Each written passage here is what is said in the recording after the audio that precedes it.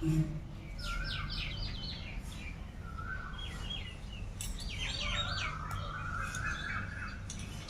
নমস্কার জানিয়ে আজকে আবারও একটা ভিডিও নিয়ে চলে এসেছি। ভিডিও শুরুতেই দেখো শাক পাচ্ছি, এটা হচ্ছে পাট শাক। আজকে তোমাদের গরমের দিনের একটা সিম্পল রেসিপি শেয়ার করব, পাট শাকের ঝোল। তোমরা ভিডিওটা দেখতে থাকো। তার জন্য প্রথমে পাট শাকগুলো বেছে নিচ্ছি। আমার অনেকগুলোই পাট শাক বাছা হয়ে গেছে, আরও কিছু বেছে নিচ্ছি। সব শাকগুলো আমার বাছা হয়ে গেছে, এবার পরিষ্কার জলে ভালো করে ধুয়ে নেব। শাক না অনেকটা জলে ধুতে হয়, তাই আমি একটা বালতিতে জল নিয়েছি। এবার শাকগুলো ভিজিয়ে কিছুক্ষণ রেখে দেবো, শাকের মধ্যে যা বালি আছে সেগুলো ধুয়ে যাবে। তারপরে ধুয়ে কেটে নেব। শাকটা যতক্ষণ জলে ভিজে তোমাদের দেখায়, আমাদের কাছে কি সুন্দর ফুল ফুটেছে। দেখো, এক গা জবা ফুল ফুটেছে, কত ভালো লাগছে না দেখতে। শাকটা ভালো করে ধুয়ে জল ঝরিয়ে নিয়েছি, এরপরে কেটে নেব।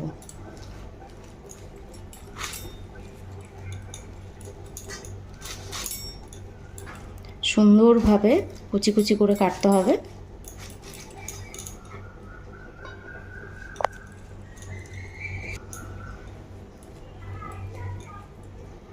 যত জিরি করে কাটবে তত শাকটা খেতে ভালো হবে।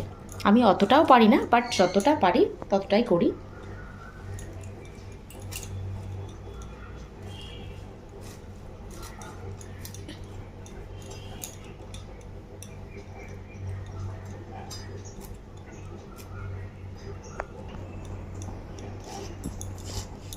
দেখতে দেখতে প্রায় সব শাকটাই আমার কাটা হয়ে গেছে। শাক রাঁধতে তো বেশিক্ষণ সময় লাগে না, কিন্তু এই কাটো ধো বাছো এতেই অনেকটা সময় চলে যায়। চলো এবার শাকটা কী করে তৈরি করি সেটা তোমাদের সঙ্গে শেয়ার করছি। এই পাট শাকটা বানানোর জন্য কড়াইয়ে দেখো জল দিয়ে ভালো করে ফুটিয়ে নিয়েছি। এরপরে কেটে রাখা পাট শাকটা এর মধ্যে দিয়ে দেবো।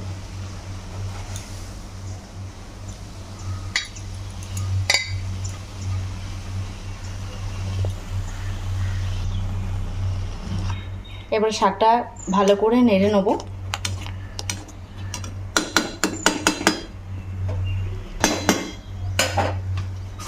এরপরে শাকটা দেখো ফুটে গেছে জলের সঙ্গে। এবার পরিমাণ মতো লবণ দিয়ে দিচ্ছি,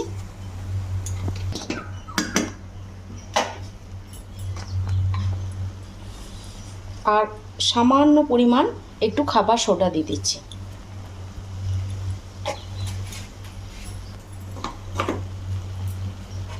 যাতে ভালো করে শাকটা সেদ্ধ হয়ে যায়। তোমরা চাইলে এতে হলুদ দিতেও পারো, আবার নাও দিতে পারো। এবার ভালো করে এবার শাকটা সেদ্ধ হয়ে যাবে, তারপর ছোক লাগাবো। শাকটা দেখো সেদ্ধ হয়ে গেছে আর অনেকটাই কমে এসেছে। এইখানে এবার শাকটায় আমি অল্প পরিমাণ চিনি দেবো স্বাদের জন্য। শাকেতে একটু মিষ্টি দিতে হয়, তাই অল্প পরিমাণ দিলাম।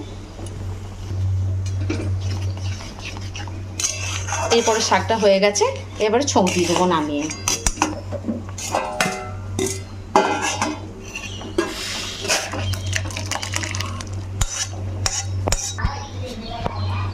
কড়াইটা গরম হয়ে গেছে, এর মধ্যে এবার সর্ষের তেল দিয়ে দিচ্ছি।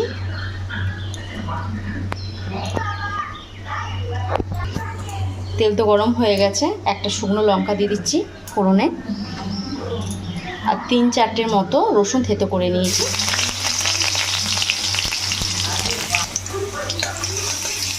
রসুনটাকে ভালো করে ভেজে নেব। রসুনটা ভাজা হয়ে গেছে, এবারে শাকটা দিয়ে দিচ্ছি।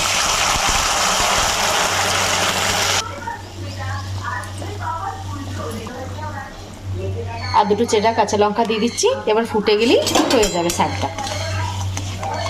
আজকে এই শাকের সঙ্গে তোমাদের আরেকটা রেসিপিও শেয়ার করব, যেটা হচ্ছে ডিমের কারি। তার জন্য দেখো 4টে ডিম আমি সেদ্ধ বসিয়ে দিয়েছি।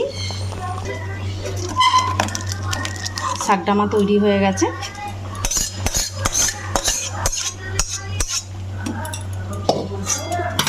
তৈরি হয়ে গেছে পাট শাকের ঝোল।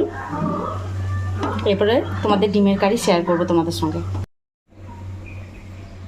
ডিমের কারি বানানোর জন্য একটু মশলা বানিয়ে নেবো। দেখো কি কি নিয়েছি। কয়েকটা কাজু নিয়েছি, সবগুলো মিক্সি বাটির মধ্যে দিয়ে দিলাম। এরপর একটা বড় সাইজের টমেটো কেটে নিয়েছি, এটাও দিয়ে দিলাম।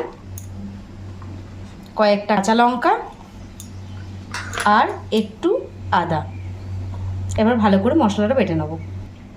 এবার সামান্য জল দিয়ে দিচ্ছি।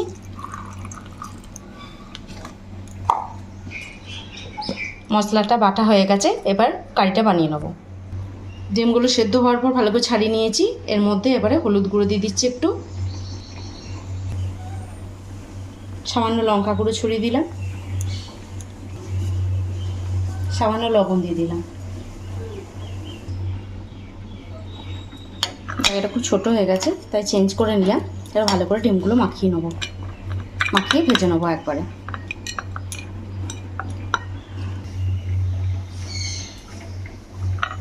এখন চামচ দিয়ে ভালো করে একটু ছিদ্র করে দিচ্ছি যাতে ভেতরে অবধি মশলাটা ঢোকে।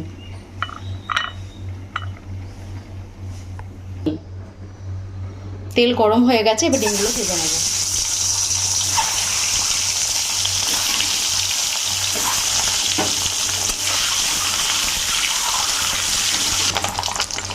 ডিমটা ভাজা হয়ে গেছে হালকা করে, আমি ডিম বেশি ভাজি না। এবার তুলে নিচ্ছি।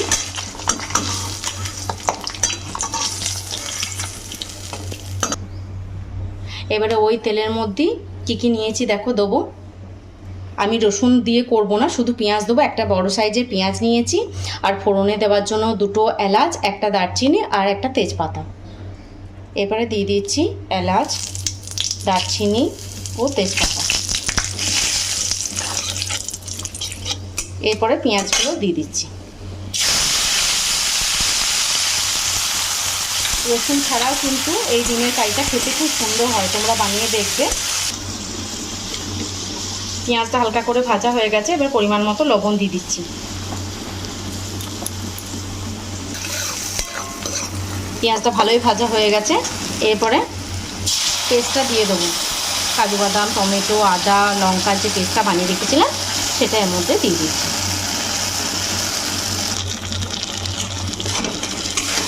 এবার আঁচ কমিয়ে ভালো করে কষে নেব।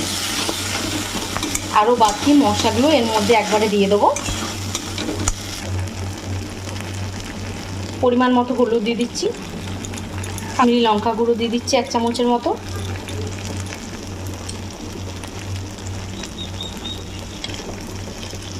যেহেতু কাজু দিয়ে করছি তো বেশি মশলা দেবো না। দেখো 1/2 চামচের মতো একটু জিরে গুঁড়ো দিচ্ছি,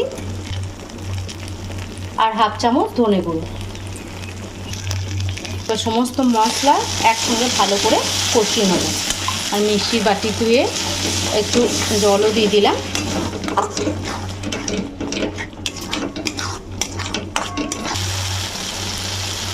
আর 2টো কোটা কাঁচা লঙ্কা দিয়ে দিচ্ছি। কষা প্রায় হয়ে গেছে, আর একটু জল দিয়ে তারপর ডিমগুলো দিয়ে দেবো।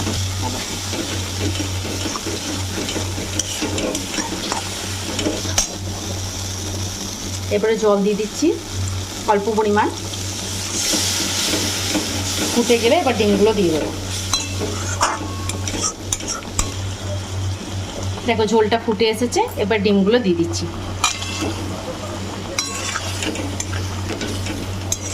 এবার আঁচ কমিয়ে কিছুক্ষণ হতে দেবো, তাহলেই হয়ে যাবে।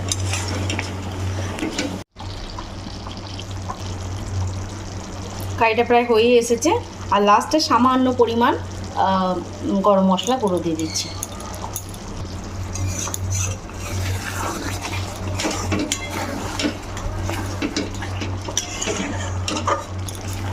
আমার রেসিপিটা তোমাদের কেমন লাগলো, 2টো রেসিপি অবশ্য কমেন্ট করে জানাবে। ভালো লাগলে লাইক, শেয়ার ও সাবস্ক্রাইব করে দিও। রান্না তো হয়ে গেছে, এবার তোমাদের পরিবেশন করে দেখাচ্ছি। গরমের দিনে সিম্পল মেনু, ভাত, আলু সেদ্ধ, তার সঙ্গে কাঁচা পেঁয়াজ, আর এই ঝোল ঝোল পাটের শাক,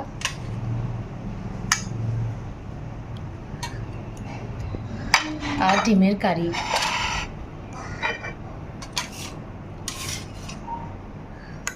কষা কষা ডিমের কারি।